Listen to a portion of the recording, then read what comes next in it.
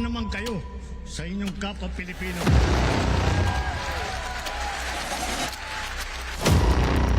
Pinastos pa nila ako.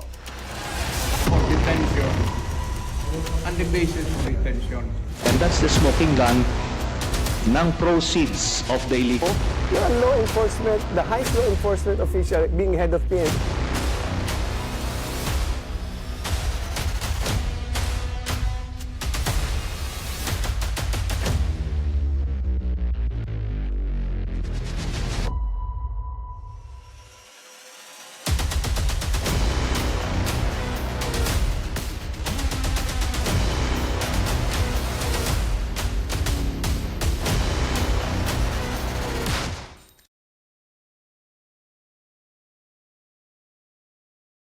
I think, I wanted to go dito sa recent lang, is a debate between, Senator Kiko Pangilinan and, Senator Rodante Marcoleta. I don't know if you watched this, pero kasi parang naging issue kasi ang sinasabi ni Senator Marcoleta na wala naman nakatala sa kahit anong mapa yung coordinates, latitude at saka longitude ng EEZ natin.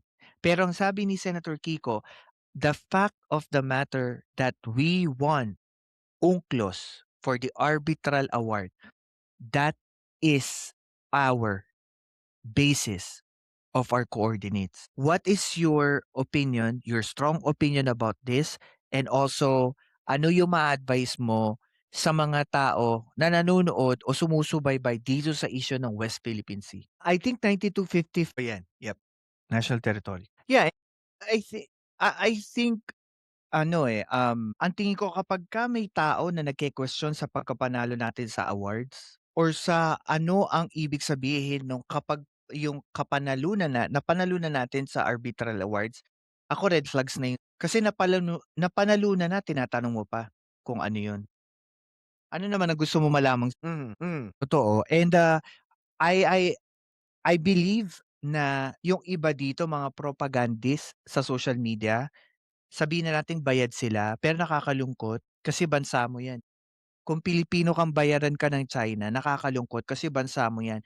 Kapwa Pilipino mo nagpapakamatay, naglalayag sa karagatan na pagmamay-ari ng ating bansa.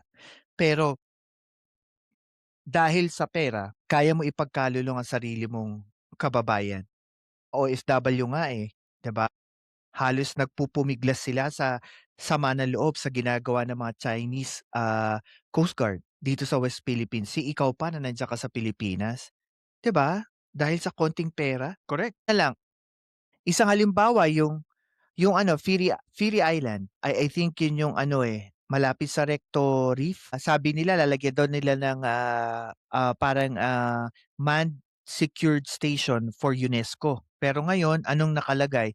Air and Naval Airstrip that has 6 kilometers na airstrip. Oo, ng China. Hindi ano yun.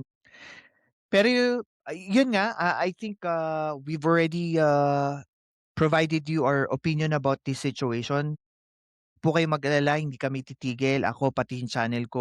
Marami po itong series ng mga live podcast na maririnig nyo po yung iba't ibang opinyon ng ating mga, sabihin na nating mga patriotic na mga vlogger, and maririnig nyo po ang kanilang mga opinion about dito sa issue. So sa inyo po lahat, maraming salamat po sa mga nakinig at mga sumusubaybay sa ating channel. Sa akin po ang takeaway ko po.